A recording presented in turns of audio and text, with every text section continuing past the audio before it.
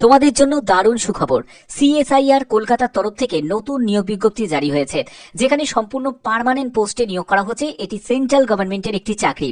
তোমাদের পোস্টিং হবে কলকাতাতে, কিন্তু তোমরা যে কোনো রাজ্য থেকে আবেদন করতে পারবে। সম্পূর্ণ ক্লারিক্যাল বেসে পোস্টে তোমাদের নিয়োগ করা হচ্ছে, যেখানে যোগ্যতা হলো উচ্চ মাধ্যমিক পাস। তুমি যদি যে কোনো শাখায় যদি উচ্চ মাধ্যমিক পাস করে থাকো, তাহলে তোমরা প্রত্যেকে এলিজেবল। এই ভিডিওর মাধ্যমে তোমাদের সম্পূর্ণ স্টেপ বাই স্টেপ প্রত্যেকটি তথ্য দেব, এবং কিভাবে তোমরা ফর্ম ফিল আপ করবে সেটাও তোমাদের দেখাবো এই ভিডিওর মাধ্যমে। সম্পূর্ণ গুরুত্বপূর্ণ তথ্য, প্রত্যেকের জন্য খুবই ইম্পর্টেন্ট একটি আপডেট। তো চলো মূল পিডিএফ এ চলে যাচ্ছি। তো দেখতে পাচ্ছ যে আমি পিডিএফটা ওপেন করে নিয়েছি। প্রথমেই তোমাদের বলে দিয়েছি যে সিএসআইআর কলকাতাতে তোমাদের এই পোস্টিংটা হচ্ছে, কিন্তু আবেদন করতে পারবে অল ইন্ডিয়া প্রত্যেক প্রার্থীরাই। এখানে আবেদন তোমাদের 28শে জুলাই থেকে শুরু হয়ে গেছে, এবং 22শে আগস্ট 2025 পর্যন্ত তোমাদের আবেদনের শেষ তারিখ। আবেদন করতে হবে সম্পূর্ণ অনলাইন মোডে, তোমাদের আবেদন করতে হবে। এখানে তোমাদের কোন কোন পোস্ট আছে, যার জন্য তোমাদের শিক্ষাগত যোগ্যতা কি প্রয়োজন দেখো। জুনিয়র সেক্রেটারিয়েট অ্যাসিস্ট্যান্ট, এই পোস্টের জন্য তোমাদের 28 বছরের মধ্যে বয়স হতে হবে, অর্থাৎ 18 থেকে 28 বছরের মধ্যে। এখানে কিন্তু এসসি এসটি ওবিসি প্রত্যেকে 5 বছর 3 বছর রিল্যাক্সেশন পেয়ে যাবে।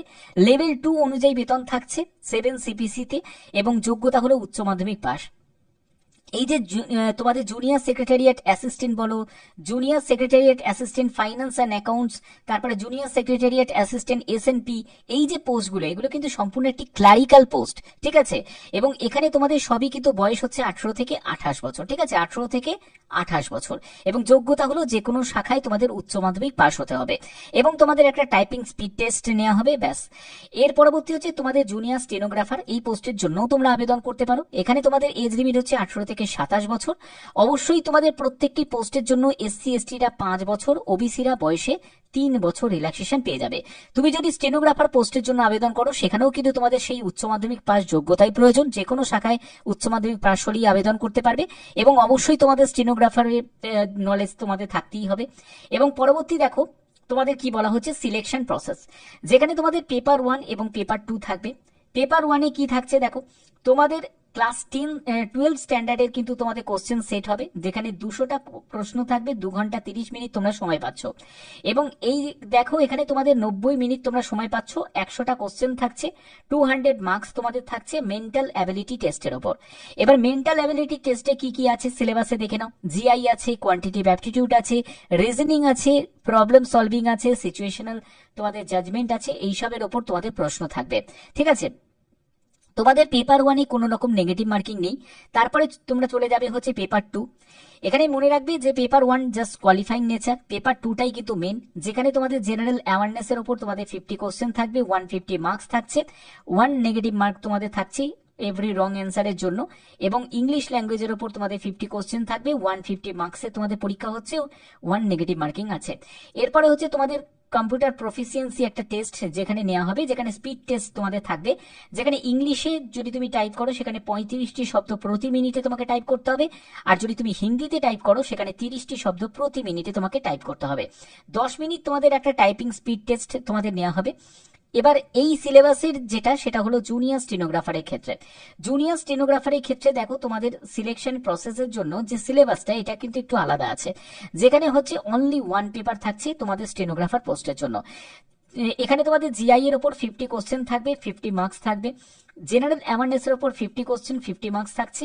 ইংলিশ ল্যাঙ্গুয়েজ অ্যান্ড কম্প্রিহেনশনের উপর তোমাদের এখানে থাকছে 100 কোশ্চেন, 100 মার্কস থাকছে, এবং 0.25 হচ্ছে নেগেটিভ মার্কিং, অর্থাৎ 1/4 নেগেটিভ মার্কিং। 4টে প্রশ্নের ভুল উত্তরের জন্য প্রাপ্ত নম্বর থেকে 1 নম্বর তোমাদের কাটা যাবে।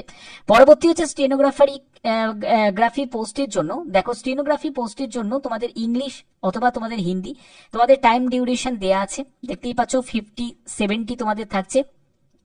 যারা যেসব ক্যান্ডিডেটরা এলিজিবল ফর স্ক্রাইব তাদের জন্য, মানে পিডব্লিউবিডি ক্যাটাগরি থেকে তাদের জন্য। তো এই হচ্ছে তোমাদের এখানে প্যাটার্ন, যেগুলো তোমাদের ফলো হবে। এবং এখানে দেখো তোমাদের কোয়ালিফাইং নেচার আমি তোমাদের বলেই দিলাম যে পেপার 1টা জাস্ট কোয়ালিফাইং নেচার, মেন হচ্ছে তোমাদের পেপার 2। পেপার 2 এর ভিত্তিতেই তোমাদের ফাইনাল মেরিট প্রিপেয়ার হবে, এবং তোমাদের কম্পিউটার যে টাইপিং স্পিড টেস্ট যেটা নেওয়া হবে সেটাও কিন্তু কোয়ালিফাইং নেচার, ওকে।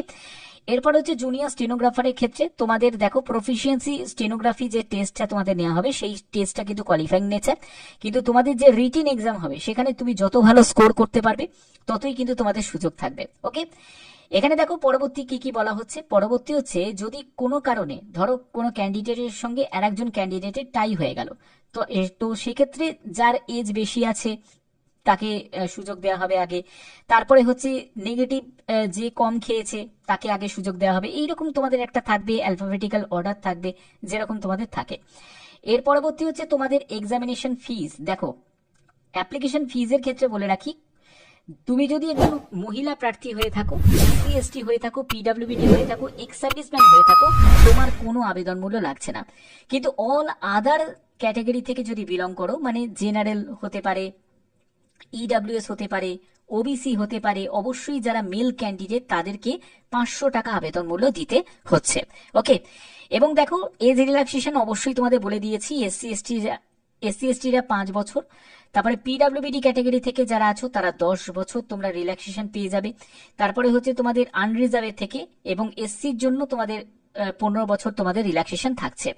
এবং পরবর্তী দেখো আর কি কি বলা হচ্ছে, প্রত্যেকটা স্টেপ তোমাদের কাছে ক্লিয়ার করছি যাতে তোমাদের বুঝতে সুবিধা হয়।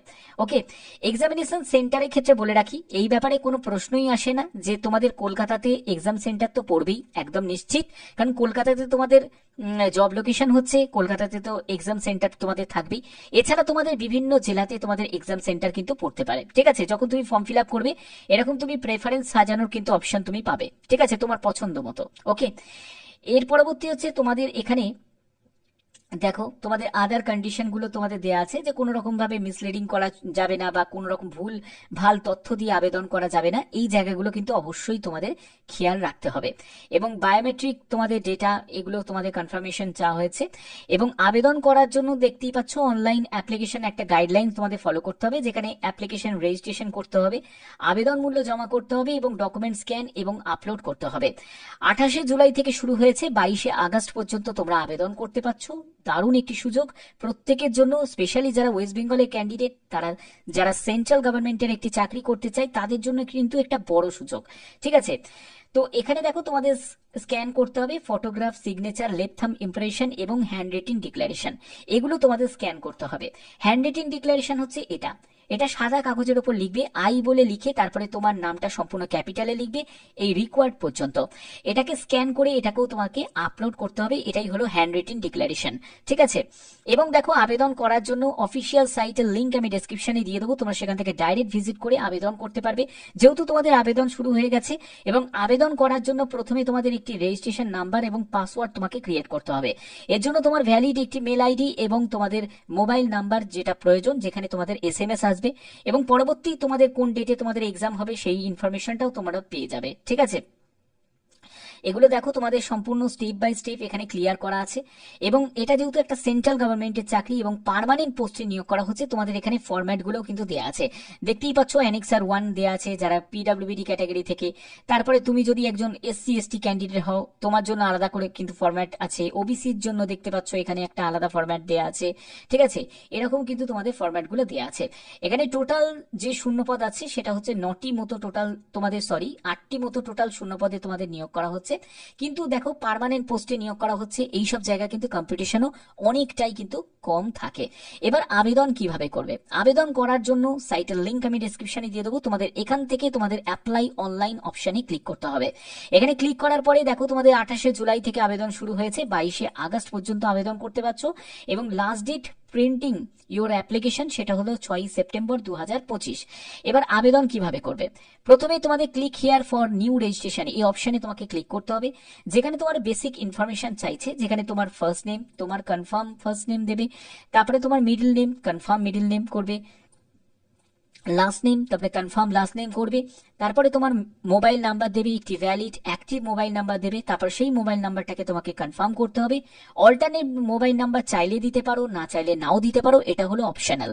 এর পরবর্তী হচ্ছে একটি ভ্যালিড মেল আইডি, এবং সেই মেল আইডিটাকে তোমাকে কনফার্ম করতে হবে, এবং এরকমই একটা সিকিউরিটি কোড তোমাকে এখানে বসিয়ে দিয়ে সেভ অ্যান্ড নেক্সটে গিয়ে ক্লিক করতে হবে।